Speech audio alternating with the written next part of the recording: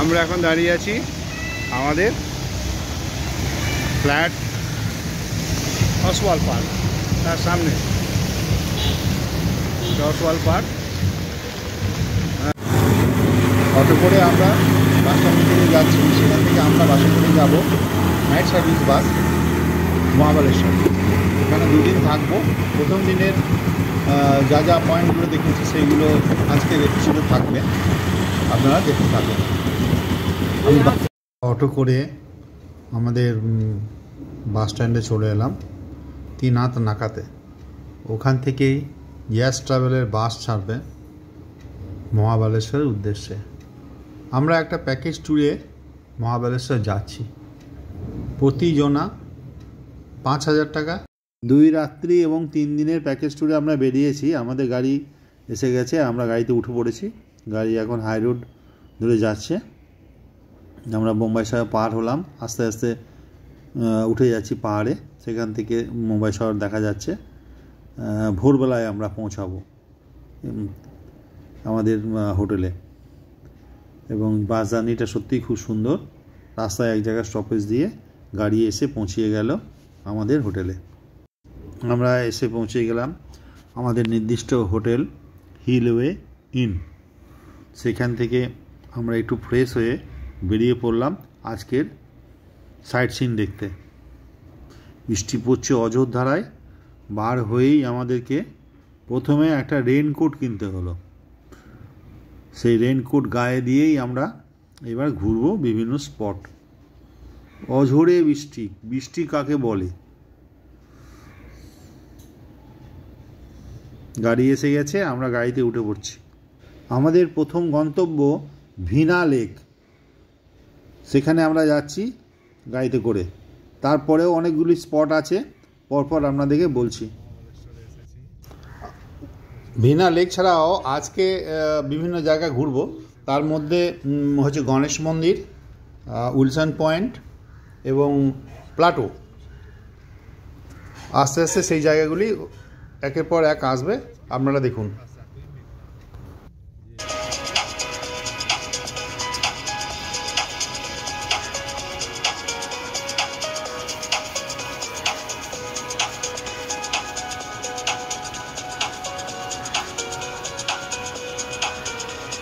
আমরা এসে পৌঁছালাম সেই বিখ্যাত ভিনা লেকের ধারে। এখানকার দৃশ্যাবলী খুবই সুন্দর। এখানে বিভিন্ন রকম বোট রাইড আছে, আপনি সময় করে সেই বোটে চাপতে পারবেন। তার রেট চার্টও দেওয়া আছে। আর আরও নানা ধরনের এক্সারসাইজ আছে, ঘোড়ায় চাপা, এছাড়াও প্যাডেল বোটও আছে। প্রচুর মানুষের সমাগম এই ঝড় বৃষ্টির মধ্যে। এখানে বৃষ্টির সঙ্গে প্রচুর ঝড়, যার ফলে ছাতার কোনো ভ্যালু নেই, রেনকোট লাগবেই। আমরা চারিদিক ঘুরে ঘুরে দেখতে থাকলাম আর 2-1টা ছবি তুলতে লাগলাম। জায়গাটা খুবই মনোরম, খুব সুন্দর জায়গা। বেড়ানোর উপযুক্ত জায়গা হচ্ছে এই ভিনা লেক।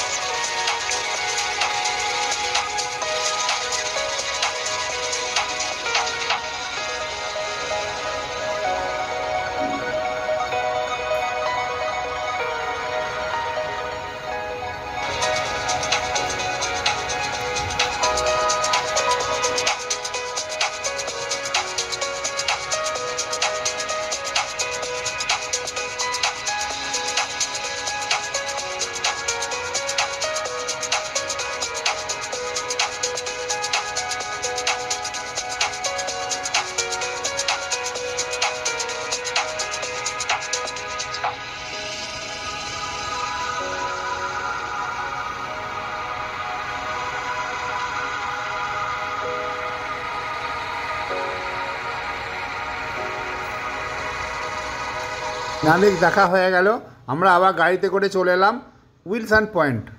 এই জায়গাটিও খুব সুন্দর, তবে প্রচুর হাওয়া, ঝড়ের মতো হাওয়া। উইলসন পয়েন্ট বিখ্যাত তার সূর্যাস্ত এবং সূর্যোদয়ের জন্য, কিন্তু আজকে সূর্যও নাই, সূর্যাস্তও নাই, শুধু ঝড়, বৃষ্টি, মেঘ।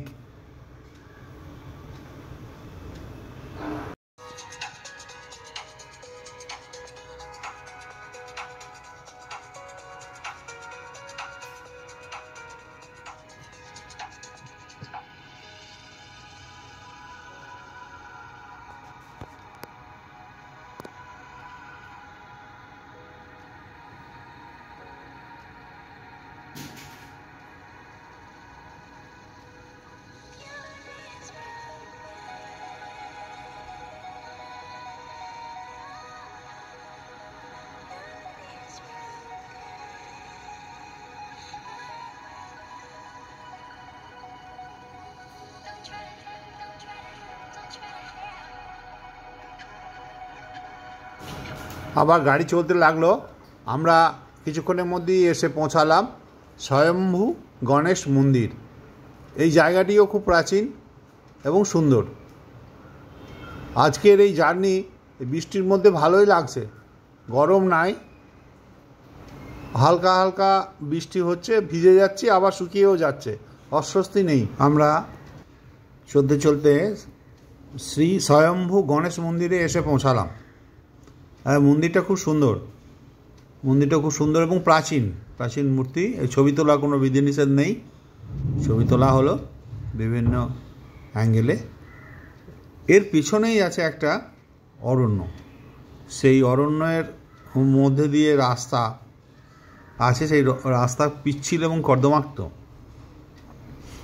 সেখান দিয়ে কিছু দূর গেলে ওটা একটা সমতল জায়গা পাওয়া যায়, সেই সমতল জায়গা থেকে খুব সুন্দর দৃশ্যমান হয়, প্রকৃতির দৃশ্যমান হয় এবং মহাবালেশ্বর শহরও খুব সুন্দর দেখা যায়, আশেপাশে বনাঞ্চলও দেখা যায়। তো আমরা এই মন্দির দর্শন করে তারপরে সেই দিকে মানে বনের দিকে যাচ্ছি। তো যেতে যেতে রাস্তায় অনেকের সঙ্গে দেখা হলো, কেউ কেউ ফিরে আসছে, কেউ কেউ যাচ্ছে, আমরা কিছুটা দ্বিধা নিয়ে যাচ্ছি। দ্বিধা নিয়ে গিয়ে ঘুরে দেখে টেকে চলে এলাম।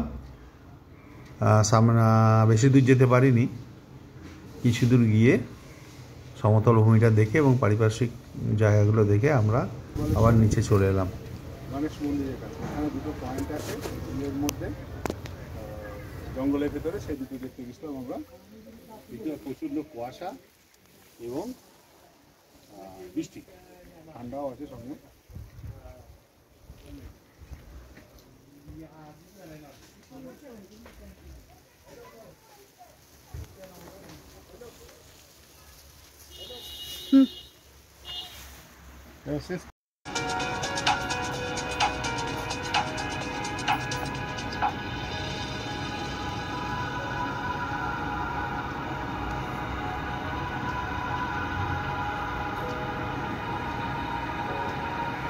মন্দির, গণেশ মন্দির দেখা হলে আমরা চলে এলাম মহাবলেশ্বরের সেই প্রসিদ্ধ শিব মন্দিরে।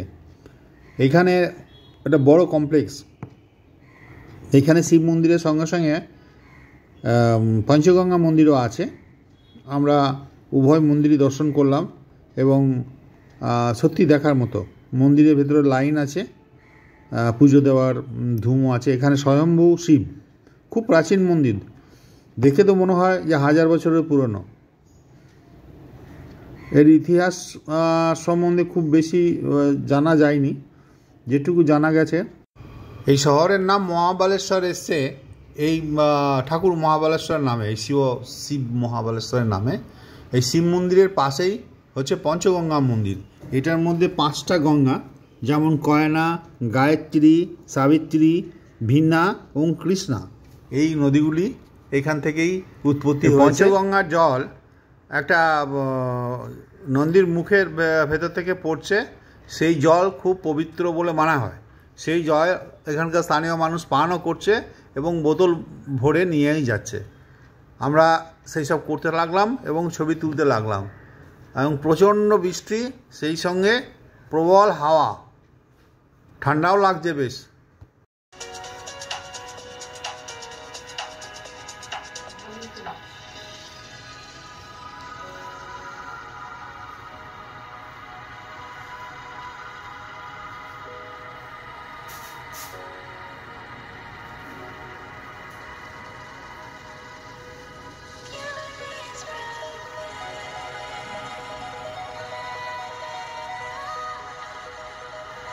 এইখানেই শেষ হলো আজকের মহাবালেশ্বর ভ্রমণের প্রথম দিন। আর ভিডিওটা আমরা এখানেই শেষ করছি। আবার দেখা হবে পরের ভিডিওতে। ভালো লাগলে লাইক করবেন, শেয়ার করবেন, আর সাবস্ক্রাইব না করে থাকলে সাবস্ক্রাইব করবেন। ধন্যবাদ।